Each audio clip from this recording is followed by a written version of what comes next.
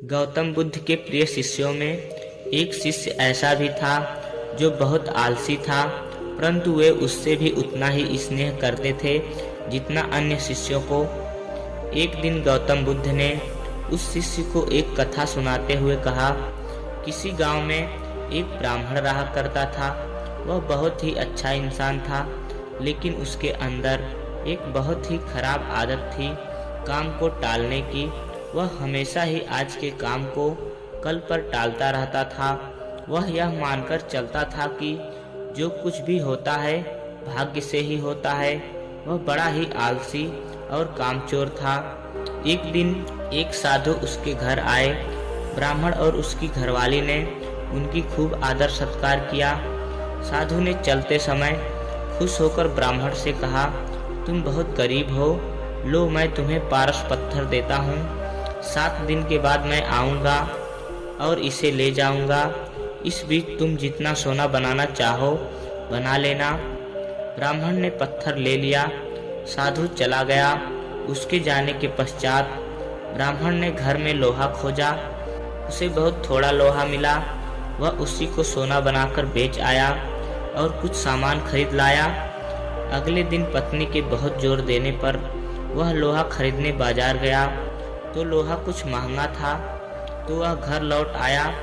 2-3 दिन बाद वह फिर बाजार गया तो पता चला कि लोहा अब पहले से भी ज़्यादा महंगा हो गया है।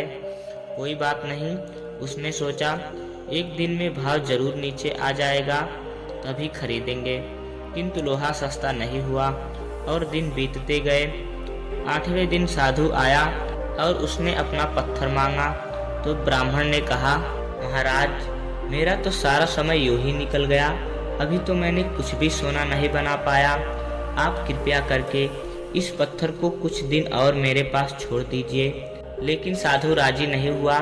उसने कहा, तुम जैसा आदमी जीवन में कुछ भी नहीं कर सकता। तुम्हारी जगह कोई और होता तो पता नहीं अब तक कितना सोना बना चुका होता।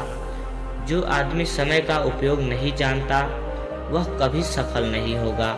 ब्राह्मण पछताने लगा, पर अब क्या हो सकता था। साधु पत्थर लेकर जा चुका था। उसे अपने आलस्य और भाग्य पर जरूरत से ज़्यादा यकीन करने की कीमत चुकानी पड़ी। इसलिए कहा जाता है कि आलस्य मनुष्य के शरीर का सबसे बड़ा शत्रु है। शिष्य अब बुद्ध के कहने का तात्पर्य समझ चुका था। उसने कसम खाई कि आज के बाद वह आलस्य को त्याग देगा। इसके पश्चात उसने कभी आलस्य नहीं की। दोस्तों, कहानी अच्छी लगी हो तो वीडियो को लाइक कर दीजिए और ऐसे ही मोटिवेशनल कहानी पाने के लिए हमारे चैनल को सब्सक्राइब कर दीजिए। मिलते हैं एक और नई वीडियो के साथ, तब तक के लिए जय हिंद।